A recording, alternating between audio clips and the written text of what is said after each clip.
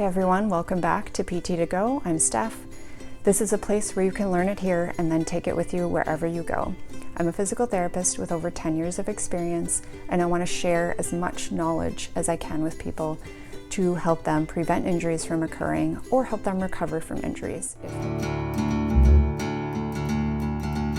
Today I want to talk about my post-run routine as a physical therapist.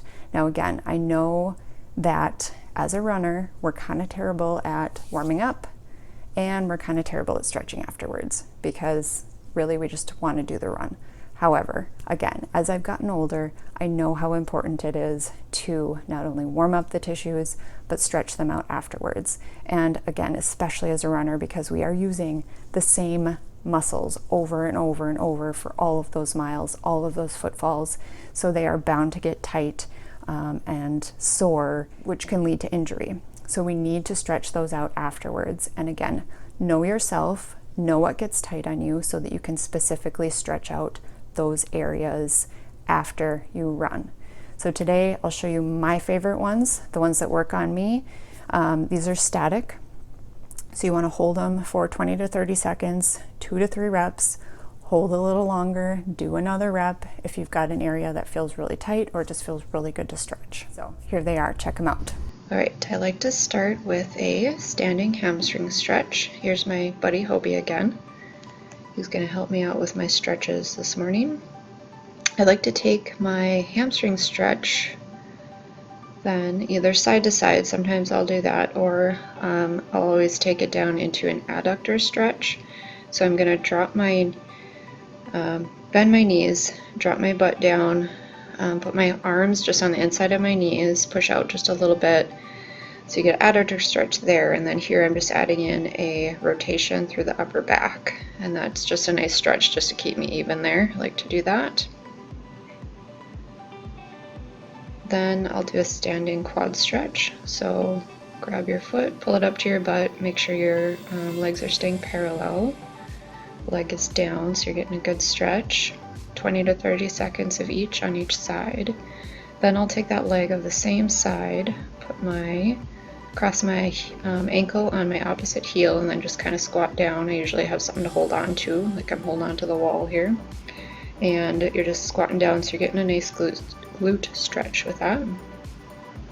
I'll repeat on the opposite side, so grab your foot, bring your heel to your butt, getting a quad stretch, standing up nice and tall, 20 to 30 seconds, and then I'll drop that, cross my ankle over my opposite knee, and kind of sit back down, holding onto the wall for balance, into a glute stretch.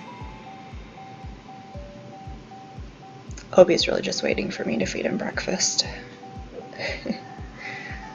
He's a good dog. Okay, then I'll switch to a standing hip flexor stretch. So I'm in kind of a lunge position. Front leg is bent, back leg is straight. My pelvis is tucked under a little bit. And I'm going to reach to the opposite, reach overhead with the same arm that's on the leg that's back, reaching to the opposite side. And so that's just going to make sure we're getting the whole part of that hip flexor stretched. And then I'll switch to sides. Other leg back is straight, leg in front is bent into a lunge, reaching away from that side I'm stretching, and that's just getting the top part of that hip flexor added in. And then last here I'm going to get my calves, so I'll either do it in down dog or on a step. So that's it. Again, it doesn't have to take much time. Put in that time so that you can prevent injuries and keep yourself on the road longer. And once again, on myself, I know specific areas that are tight or get tight as I run longer, especially with like hill workouts, tempo workouts, intervals, stuff like that. I know certain areas are going to get tighter on me, so I make sure to dynamically stretching them out before, and then specifically static stretching them and foam rolling after. So it really has helped me through the years. I've learned, so want to share this knowledge with other runners so that they don't have to go through the injuries to get the knowledge like I did. So it really is helpful to prevent injuries and to recover from injuries. So once you start feeling any little ache and pain, make sure you are stretching, foam rolling, getting at those areas right away so that they don't become a bigger problem. I hope this helps. If it does, give me a thumbs up. Leave me a comment below on any of your stretches you like to do post-run, or any specific routine you have post-run that has been helpful to you. I love to learn new stuff, so let me know. Thanks for watching. We'll see you next time.